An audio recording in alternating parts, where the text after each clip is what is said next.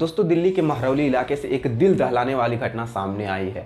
आफ्ताब अमीन जो अपने पार्टनर के साथ लिविंग में रह रहा था और दोनों के बीच जब लिविंग में रहा, दोनों के बीच शादी की बात हुई तो क्या हुआ, दोनों में झगड़ा हुआ। तब आफ्ताब अमीन ने जो उसका पार्टनर था उसका गला दबाकर उसका हत्या कर दिया। और हत्या करने के बाद सबसे खतरनाक बात यह है, सबसे खौफनाक बात यह है कि उस लाश का 35 टुकड़ा करके वो फ्रिज में रखा और फ्रिज में रख के जिस रूम में उसको रखा, टुकड़े टुकड़े करके जिस रूम में रखा, उसी रूम में आफ्ताब अमीन खाता भी था, सोता भी था और रहता भी था। और जब बॉडी से स्मेल आने लगा या कभी खाना मंगाता था तो वो अगरबत्ती से उसका जो बॉडी का स्मेल था उसको हटाता। और दोस्तों, और एक सबसे खतरनाक बात यह है कि बॉडी का पार्ट जब सड़ने का स्टार्ट हुआ तो करीब 2 बजे रात को उठता और जंगल में जाता और बॉडी पार्ट्स को फेंक कर आ जाता ताकि कोई जानवर खा जाए और सबूत पूरी तरीके से मिट जाए। तो दोस्तों, आइए जानते हैं आज की इस वीडियो में जो श्रद्धा वाकर मर्डर केस है उसके बारे में पूरी जानकारी जानेंगे दोस्तों। और इसमें जानेंगे कि किस तरीके से सरकार भी ऐसी घटनाओं में इन्वॉल्व रहती है और जो मूवी या वेब सीरीज है उसका कितना हमारे निजी ज़िंदगी पर असर पड़ता है, हम इस वीडियो में जानेंगे। तो चलिए वीडियो स्टार्ट करते हैं। उससे पहले दोस्तों, ये मेरा नया चैनल है तो आप सब्सक्राइब जरूर से करें, थोड़ा सपोर्ट जरूर से करें। श्रद्धा वालकर की खौफनाक हत्या के मामले में साकेत कोर्ट ने आरोपी आफ्ताब को 5 दिन की पुलिस कस्टडी में भेज दिया। देश की राजधानी दिल्ली से श्रद्धा मर्डर केस सामने आया तो पूरे देश में सनसनी फैल गई और सभी सोचने पर मजबूर हो गए कि आखिर कोई इतना क्रूर कैसे हो सकता है। तो दोस्तों, सबसे पहले ये जानते हैं कि श्रद्धा वाकर का हत्या क्यों हुआ। तो आफ्ताब पूनावाले ने जांच के दौरान पुलिस को ये बताया कि शादी के चलते उन दोनों में बहस हुआ, फिर लड़ाई हुआ तो उन्होंने हत्या कर उन्हें 35 टुकड़े करके वो फ्रिज में रखा, वहीं सोया। इससे पहले भी मैंने बताया, तो उसको टुकड़े कर करके वो जंगल में फेंकता था। उसके बाद दोस्तों क्या है कि ये इंटरेस्टिंग चीज़ ये बताया कि जो इसका आइडिया जो जहाँ से मिला वो अमेरिकन वेब सीरीज डेक्स्टर से मिला। अब यहाँ से सोच सकते हैं कि जो डेक्स्टर है वो किस तरीके से मर्डर पर बनाया है, मतलब क्राइम वीडियो बनाया है, उससे इंस्पायर हो रहा है। हमारे जनरेशन पर कोई मूवीज़ हो या वेब सीरीज हो, उसको देखकर कितना इंस्पायर हो रहा है कि जो मूवी में देख रहे हैं या वेब सीरीज में देख रहे हैं उसको टू कॉपी रियल ज़िंदगी में भी करने का कोशिश कर रहे हैं। तो कहीं ना कहीं इसको गवर्नमेंट को भी इसमें सोचना चाहिए। फिर बाद में आगे तो मैं बताऊंगा कि इस मर्डर में कितना गवर्नमेंट का भी हाथ होता है। उससे पहले जानते हैं कि जब श्रद्धा का कभी कभी घर में बात होता था, जब वो मुंबई चली गई तो कभी कभी घर में बात होता था।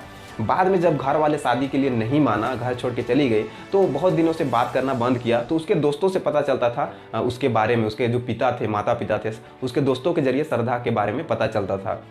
2 महीने से जब कुछ पता नहीं चला तो उसके जो पेरेंट्स थे, उसके पिताजी जो थे, वो पुलिस को शिकायत दर्ज किया।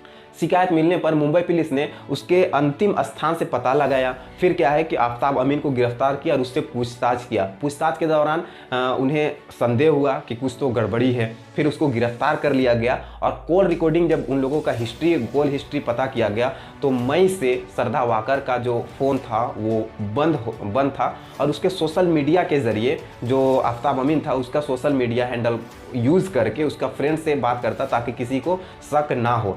फिर आफ्ताब ने बता दिया सब कुछ। जब पुलिस ने उसे टॉर्चर किया, ज़बरदस्ती जो पुलिस का होता है, रूल्स होता है, उसको टॉर्चर किया, तो फिर वो बता दिया पूरा मामला कि क्या क्या मामला था।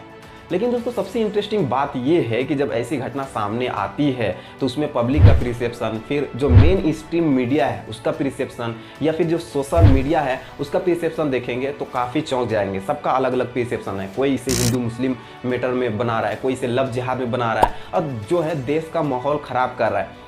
सारे लोगों ने न्यूज़ देखा और पता है, आपको पता ही होगा कि कोई ये ज़बरदस्ती का रिलेशन नहीं था, वो लोग दोनों साथ में रह रहे थे। तो यहाँ लव जिहाद का कोई बात ही नहीं बनता है। हिंदू मुसलमान का भी यहाँ बात नहीं बना सकते हैं क्योंकि इससे देश का जो है माहौल ख़राब होता है। और इससे पहले भी बहुत सारे ऐसे इससे पहले भी न्यूज़ आया था कि एक शख्स ने 56 टुकड़ा कर दिया था अपना जो पार्टनर था उसका, वो एक हिंदू था। तो इसमें हिंदू मुसलमान बिल्कुल नहीं किया जा सकता क्योंकि जो गलत है वो गलत है, चाहे वो गलत काम को हिंदू करे चाहे वो गलत काम को मुसलमान करे।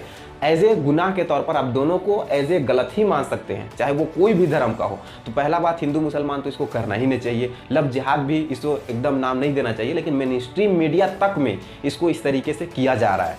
अब दोस्तों, हम जानेंगे कि ऐसी जब घटना होती है, ऐसी दर्दनाक घटना होती है तो उसमें सरकार भी कितना इन्वॉल्व रहती है। इससे पहले आपने देखा होगा बिल्किस बानो का केस जो गुजरात का है, उससे 11 लोग रेप करते हैं, उसके बाद उसे मारने का कोशिश करते हैं। बिल्किस बानो किसी तरीके से जान बचाकर भाग जाती है। उसके बाद क्या होता है, 11 लोग जो जेल में गए थे कुछ दिन तक जेल में रहते हैं, उसके बाद उन्हें बाहर निकाल दिया जाता है। बाहर निकालने के बाद उन्हें फूल पहनाकर उसका स्वागत किया जाता है। सोचिए, जो रेपिस्ट है, जो खून करने की कोशिश कर रहा है, उनको माला पहनाकर उसे उसका बधाई दे रहे हैं। अब सोचिए कि जब ऐसी मामला सामने आता है कि कोई ऐसी मर्डर कर रहा है, उसको आप पहना रहे हैं, माला पहना रहे हैं, तो जो नहीं कर रहा है, जो उस तरीके से कोशिश कर रहा है, उसका और मनोबल बढ़ जाएगा, वो और नहीं डरेगा, कानून और सरकार का डर ही नहीं रहेगा।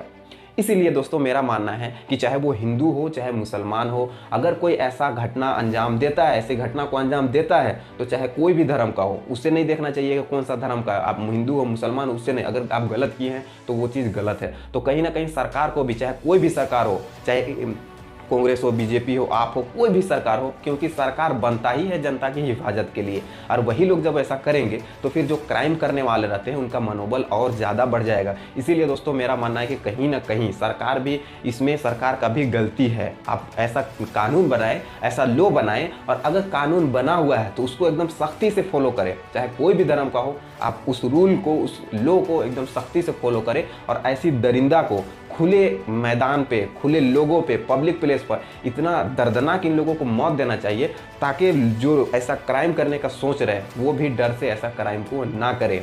दोस्तों ये था मेरा ओपिनियन, कहीं ना कहीं इसमें सरकार का भी है। तो ऐसी जो घटना करते हैं दोस्तों, इसको बहुत ही मतलब सीरियस लेना चाहिए सरकार को, क्योंकि ऐसी मामला हर रोज आते रहता है। इससे पहले भी देखे ऐसा मामला आया, इससे पहले भी देखे बिल्किस बानो का भी, आफ्ताब का केस जो दिल्ली में हुआ उसका भी केस देखे। तो ऐसी जब आते रहती है तो कहीं ना कहीं सरकार को भी इसमें सोचना चाहिए और कानून बनाकर इसमें सख्ती से पालन करना चाहिए। दोस्तों ये था मेरा ओपिनियन, आपको क्या लगता है आप कमेंट बॉक्स में जरूर से बताएं, और इस चैनल को सब्सक्राइब करें ताकि ये मेरा नया चैनल है, ये ग्रो हो सके। ठीक है दोस्तों।